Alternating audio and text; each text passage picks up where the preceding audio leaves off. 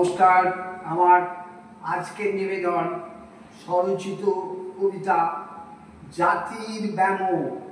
হিংসায় মানুষ আজি কোন নিচে চলে যায়, নেই জানা তালকানা আপনারে থ্যাতলায়।